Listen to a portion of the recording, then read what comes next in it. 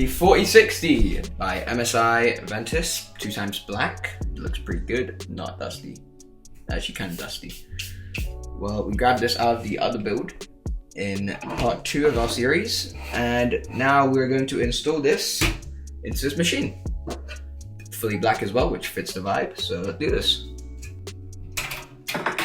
One thing I wanted to talk about is that the breakaway bracket and the thing that holds the GPU in place is actually the vertical mount, which is pretty cool because you can use the vertical mount to close in the GPU. So I just wanted to point that out.